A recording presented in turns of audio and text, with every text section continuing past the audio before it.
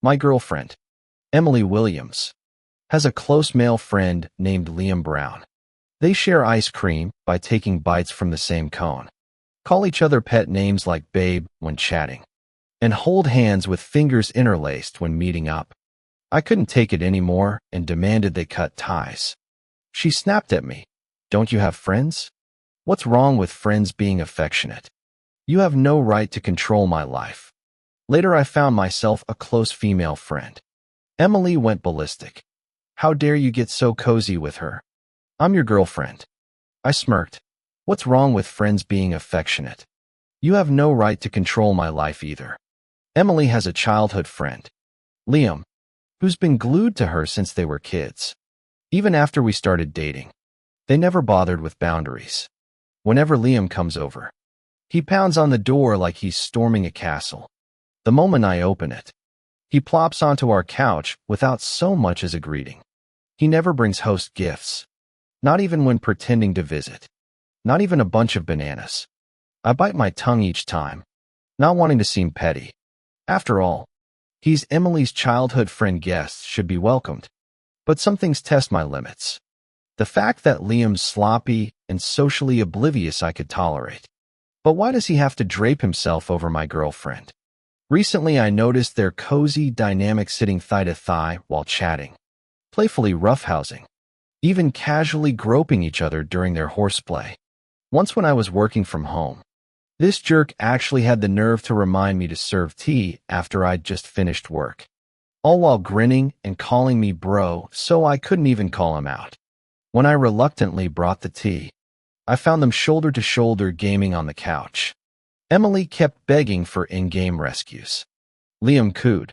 All right, call me big bro and I'll save you.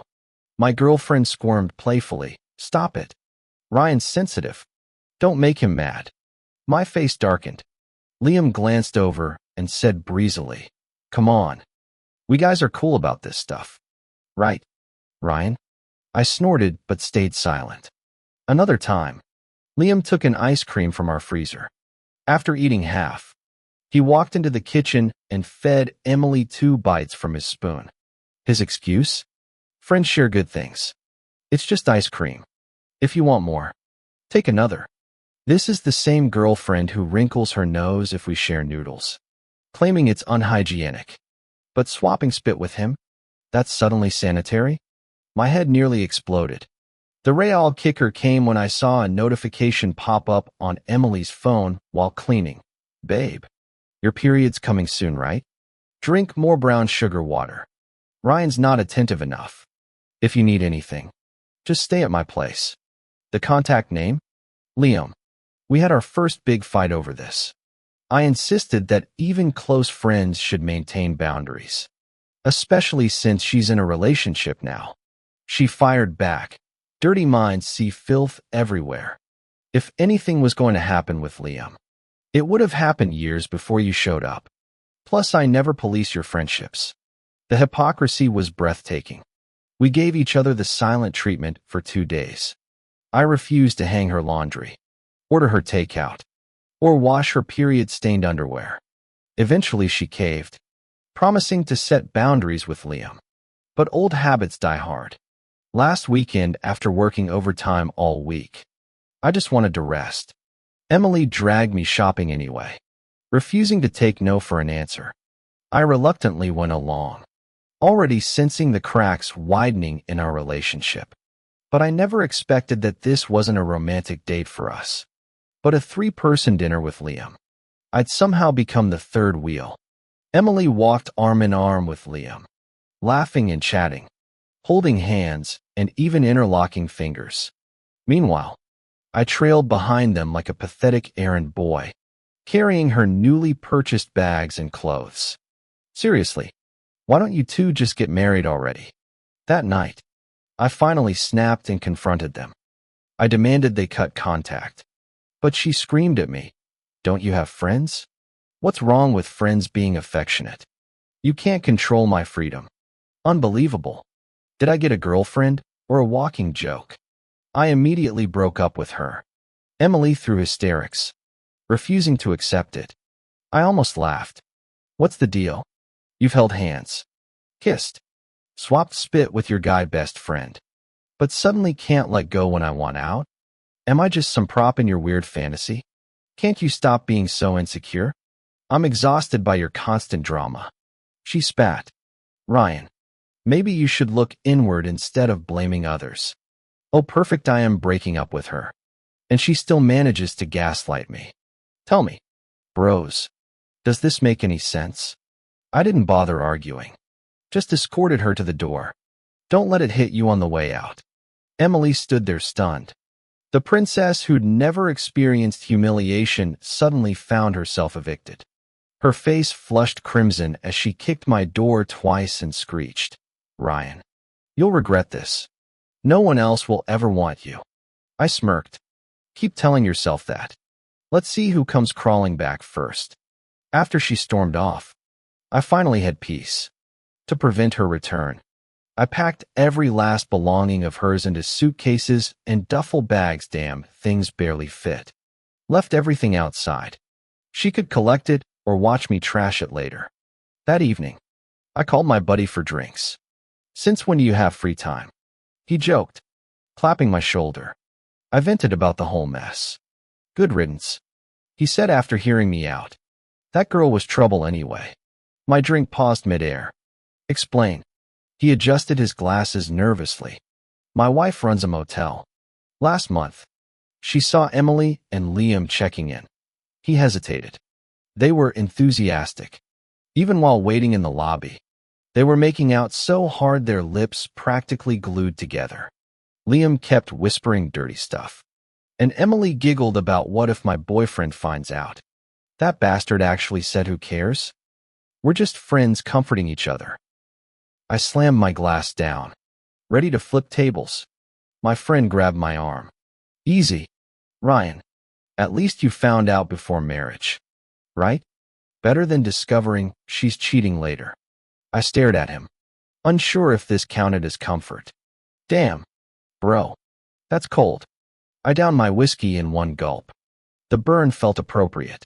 My friend scratched his nose awkwardly, then suddenly brightened and clapped. If she can hang out with her guy best friend, why can't you find a girl best friend? Ryan, I'm telling you, you should start dating again. You think relationships are child's play? Like I can just snap my fingers? I shook my head helplessly. Even if I wanted to date again, where would I suddenly find a girlfriend? He smirked mysteriously. You never know. Make sure to attend next month's class reunion. Waving goodbye without explanation, he left me hanging. For days I pondered his words. Was he implying some girl had a crush on me? I mentally reviewed our high school female classmates, but drew blanks. Well, except Emily, no? Impossible. I chuckled at the absurdity. A week later, I'd nearly forgotten the matter. Emily still hadn't claimed her cosmetics suitcase strange, considering she treated those products like sacred relics. Back when we dated, she'd only call me honey during department store makeup trials. I remembered accidentally knocking over her perfume bottle once.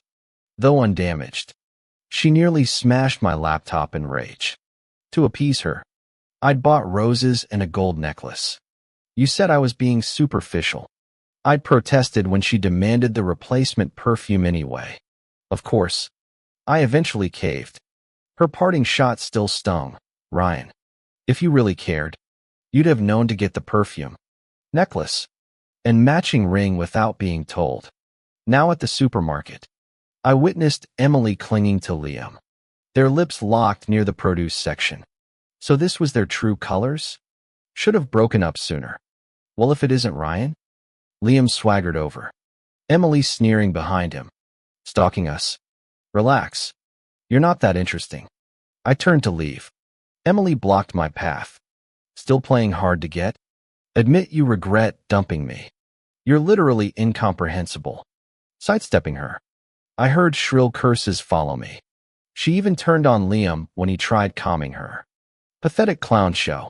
1 month later, I arrived at the class reunion as promised.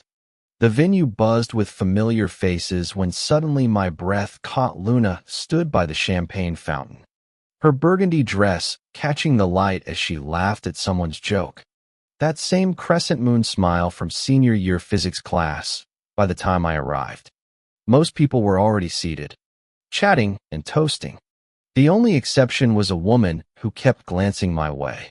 Her stares made me uneasy, so I forced an awkward smile and tugged at my friend's sleeve. "Who's that beauty? Never seen her before. She's not our classmate, right?" My friend grinned ear to ear. He gestured toward the woman across the table. "Luna, why don't you tell Ryan yourself who you are?" "Luna?" I blurted out. "The tomboy Luna from our class?" "Wait." I looked up repeatedly to confirm. "The same Luna who used to wear ripped jeans and sling her arm around my neck yelling jerk every 5 minutes? Now she's this bombshell with curves in all the right places?" Surprised? Luna tilted her head, propping her chin on her palm with a knowing smirk. "Can't recognize me after a few years?" Our history went way back. During freshman orientation before classes started, I'd spotted someone rocking a cool outfit with a decent face. I swaggered over and slapped their chest. "What's your name, dude?" My hand froze mid-pat. Something fell off. Before I could backtrack, the guy scowled and slapped me. "Call me daddy." "Look," I said I was sorry. "Why'd you have to hit me?" I moved to argue. But as the saying goes, when you're unlucky, even water chokes you. My foot slipped, sending me crashing into them. We ended up in a tangled heap on the ground. "Sorry. Really didn't mean to." I scrambled to apologize, then jerked my knee up. "Oof," Luna groaned, shoving me away with crimson cheeks before unleashing a torrent of curses. The incident haunted me. I planned to track down her class later and apologize with snacks. But fate intervened. We ended up in the same homeroom. That afternoon, when I tried to clear the air, I found her cornered behind the school building. "Look at this freak dressing like neither gender." The ringleader girl sneered. "Hands in pockets. What's it to you?" Luna shot back, turning to leave. "Did I say you could go?" The bully nodded, and a lackey drenched Luna with filthy mop water. Early spring chill hung in the air. That drenching meant days of fever. Ganging up on one person? Real classy. Despite our rocky start, I couldn't ignore this. Before I stepped in, Luna snatched the bucket and slammed it over the bully's head. Still playing high school mean girl in this day and age? Try bullying someone now. Spicy. The ringleader seethed as her lackey raised a wooden pole toward Luna. I lunged forward, taking the blow across my shoulders. Everyone froze. Luna, the lackey, even the pole clattering to the ground. I grabbed it and smashed it against concrete. "Pick on someone your own size." The girls scattered like roaches. "Are you insane?" Luna steadied me as throbbing pain radiated through my back. I shrugged off my jacket, draping it over her soaked frame with a pained grin. "About this morning, this beating's my apology for being an idiot." Luna's eyes glistened. "We're strangers. Why help me?" She sniffled. "Playing hero? Now you're bruised. Come home with me. I'll put antiseptic on it on the first day of school." I somehow ended up going home with a female classmate. "Grandma, I brought a friend." Luna called into the dark house. An elderly woman limped out to greet us. "Oh, Luna's friend. Come in. Come in." This is the first time Luna's ever brought someone home. After exchanging greetings with Luna's grandmother, I was led to her room.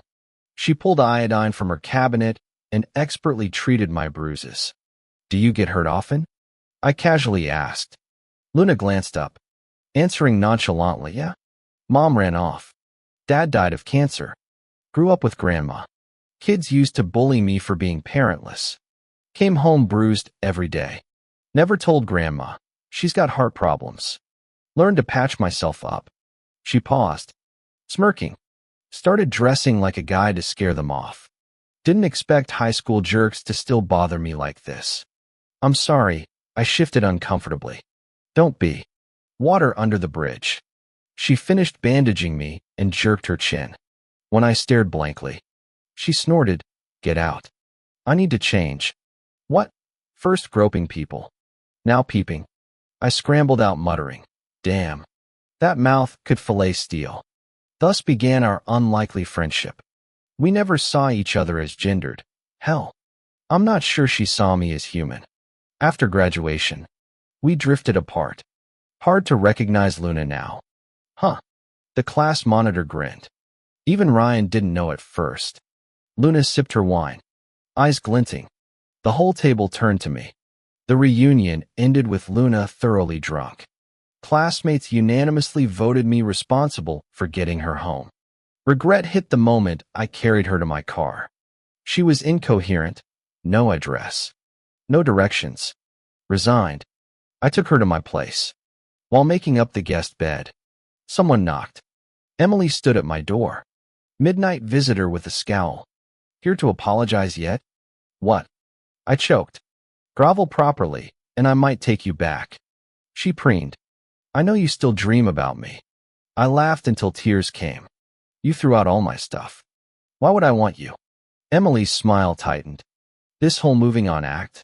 Pathetic. If you really didn't care, you'd have replaced me already. Instead, you're holed up here, our special place. Her smirk returned. Face it, you're still, Ryan. Luna staggered over, draping herself around my neck like Sleepy Ivy. Sleepy, come cuddle. Emily's face cycled through neon shades. Who is that? I glanced between the purring woman in my arms and the fuming ex on my doorstep, then quietly closed the door, carrying Luna to bed. Her whiskey-warm cheek nuzzled my chest. Some reunions spark more than memories. Emily was stunned. After a moment of processing, she pointed at the door furiously and said, Ryan, how dare you treat me like this? What gives you the right to get so close to her? How could you hug her? I'm your girlfriend. I am. Emily broke down, screaming hysterically. Meanwhile, I stayed with Luna in the bedroom. Not that I was taking advantage of the situation. She was clutching my clothes, not letting me leave. Don't go. Okay. Don't leave me, Luna murmured. My heart softened as I stroked her hair, comforting her like a child. All right. I won't go. She immediately became docile. Promise you won't leave. You're all I have if you go. No one will want me anymore. Luna whimpered a few times before falling sound asleep. Outside the door, Emily kept shouting. I walked straight to the entrance and opened it. Seeing me appear, Emily smirked triumphantly. Humph. Finally realized your mistake. You'd better explain who that woman in your room is. Or don't even think about getting me back. I'll make you kneel on a washboard too. You need to remember the agony of losing me. And another thing, could you shut up? You're disturbing her sleep. I cut off her tirade. Emily froze, her mind blanking. What did you say? Her lips trembled as she stared at me in disbelief. Aren't you here to apologize? To explain yourself? What's this supposed to mean? Ryan, make yourself clear. Instead of answering, I pointed at her nose. Keep making noise, and I'll call the police for disturbing the peace. With that, I closed the door again. Emily stood dumbfounded outside. She kept screaming, trying to regain my attention. But when I still didn't emerge, even after her voice turned hoarse, true despair set in. Eventually, the noise stopped. The next morning, Luna woke up gradually in my arms. Her eyes widened in shock. Wee-wee, rubbing her dizzy head. She tried recalling last night's events, finding her memory blank. She bit her lip and leaned closer to ask tentatively, I didn't do anything to you. Did I? You? To me? I chuckled, raising an eyebrow. What could you possibly do to me? Or is there something you wanted to do? Luna's ears turned crimson, covering her flushed face. She forced a laugh, as if, we're just buddies. I'd never dare think anything else. Oh, so you remember we're supposed to be best friends? My smile faded. Then why did you cut contact after high school? Changed your number and avoided me completely? Me avoid you? Luna frowned incredulously. Ryan, you're the one who started distancing yourself after finding out I liked you. Why else would you block me right after graduation? I wanted to tell you about my new number, but you never gave me the chance. Blocked you? When did I? I paused, pulling out my phone to check the blacklist. Wait, this doesn't add up, scrolling through blocked numbers. I froze. That number I blocked for spam calls. That was my new number. Let me check again. My fingers hesitated on the screen, suddenly looking up at Luna. I asked slowly, "What did you just say? You were the one avoiding me, weren't you? You just knew I Lee." Luna didn't finish her sentence. The air thickened with tension. She held her breath, gaze darting away as if the floor had suddenly become fascinating. "Why'd you stop?" I closed the distance, tucking a stray lock behind her ear. Luna exhaled sharply before yanking my tie, forcing me to meet her defiant stare. "You're doing this on purpose." Her voice dripped with petulant allure. Purposefully what? Her vulnerable pout made mischief bubble up in me. She glared. "Don't play dumb." "All right." I pinched her cheek. "Time to get up." Over breakfast, we talked openly on the sofa.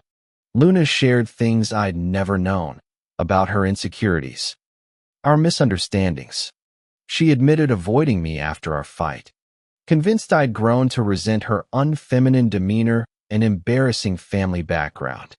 With my circumstances, it's natural you'd lose interest. She stared at her lap with a hollow chuckle. 3 years together, and you still don't know me? I sighed. If I cared about status, would I've spent every weekend at your place? Your grandma still keeps my favorite teacup, doesn't she? The dam broke. Luna launched herself at me with a sob, clinging like I might dissolve. I rubbed circles on her back until the storm passed. Sniffling, she announced she needed to visit home. "I'll drive you," I offered, heading to the door. Emily slumped against the hallway wall, blinking sleepily as light flooded over her. "Took you long enough," she grumbled. "All last night's bravado gone. My legs are numb. Help me up." When I didn't move, her jaw tightened. "Didn't I make myself clear yesterday?" I said coolly. She gripped the wall to stand, eyes narrowing at Luna behind me. "Ryan, I'm done with these jealousy games. Let's stop pretending we're strangers. Ditch this distraction." Her glance sliced toward Luna. "And I'll forget everything. Keep up the act, though, and you'll regret it." Luna silently locked her arms around mine. I patted her head, earning a relieved exhale. Emily lunged suddenly, aiming for Luna. I blocked her. "You're defending her?" She spat, collecting herself. She smirked. "Fine. Choose me or her." I couldn't help but laugh. Was there even a choice to make? Firmly gripping Luna's hand under Emily's hesitant gaze, I smirked. "Stop flattering yourself. Comparing her to you? You're not even in the same league." Emily froze, her eyes wide and lips parted soundlessly. After a long pause, her face flushed crimson. "Ryan," she spat, trembling with rage. "How dare you? Say that again. Did you not understand me?" I said calmly. "Or are you pretending not to? I warned you repeatedly to stay away from Liam, but you kept pushing my limits. Who do you think you are? Emily, you're not irreplaceable. Did you really believe I couldn't function without you?" Leaning closer, I lowered my voice. "And don't think I'm blind to your little games with Liam. Did you enjoy playing both sides? Getting your kicks from this twisted charade? Newsflash, I wanted to build a life with you. But you chose deception. Fine. We're done." Her composure cracked as I continued. "Yet here you are, throwing a tantrum because I brought Luna home. Your bruised ego can't handle being replaced? Spare me the sentimental act. You thought I'd come crawling back the moment you ditched Liam? What feelings are you even talking about?" Pathetic. Emily stood shell-shocked, tears streaking her smudged makeup. "And no, you've got it all wrong," she choked out, clutching my sleeve. "I love you, Ryan. Please look at me. I'm still your Emily. How could you change overnight? This has to be an act. You still care, don't you?" I recoiled from her grasp, disgusted. "Enough. This is pathetic." "Wait." Sobs racked her frame as she collapsed. I'll cut ties with Liam. I'll do anything. Just give me another chance. Please come back. Watching her unravel, I felt only weary resolve. Should have thought of that sooner. It's over. Taking Luna's hand, I left Emily with finality. Don't contact me again. In the car, Luna hesitantly broached the subject of Emily. I laid everything bare, including my past doubts. I actually came looking for you once. I admitted. Wondered if I'd made a terrible mistake. You did? Luna blinked. But I never heard from you. I saw you with Emily and left. Her quiet confession startled me. Didn't want to interfere. Idiot. I chuckled ruefully. Should have spoken up sooner. Luna bit her lip, suddenly serious. Then let me be clear now. Will you be my boyfriend?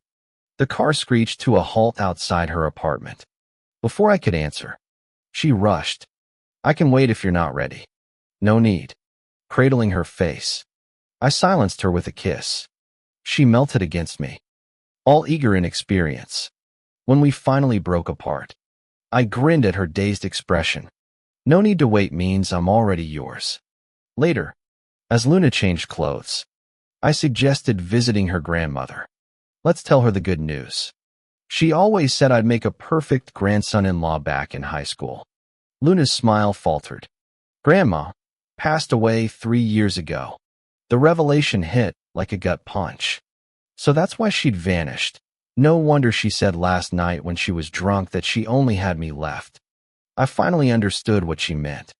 Luna had endured hardships most of her life, finally escaping that small county town through sheer effort, no longer to be bullied or gossiped about. Yet the grandmother who cherished her most would never witness this. Would her grandmother's spirit find solace in our reunion? Heart-aching, I pulled Luna into my embrace. I'll always be here for you. Friends learned about our relationship within days. Damn, you work fast. One buddy joked during drinks. Cut the crap. I down my whiskey. Did you know Luna liked me all along? Why else push me to attend that reunion? My friend grinned like a Cheshire cat. I'm Cupid himself. Saw that red string tying you two together from miles away. Meant to be. Bullshit. I slapped his back laughing. Come on. Everyone saw you two flirting in high school. He pointed accusingly. Especially Luna. Those puppy eyes could have drowned you. Wait, seriously? I thought we were just buddies back then. Buddies? He snorted. Who tore up those love letters glasses from 12th grade wrote her. Who lectured her about staying focused on studies instead of dating. I scratched my neck. Fragmented memories resurfacing. So, you lovebirds finally connected. He raised his glass. Cheers. That night, I floated home tipsy. Luna waited at the doorway. Why so much drinking? Good news. She guided me to bed, removing my jacket. Grinning, I pulled her close. Figured some things out. Like what? Cupping her chin. I whispered against her ear, let me show you slowly. Moonlight pooled through the curtains as the night deepened. Every heartbeat echoing promises made without words. Thanks for watching. Subscribe for more exciting stories. And drop your thoughts on this one in the comments. See you next time.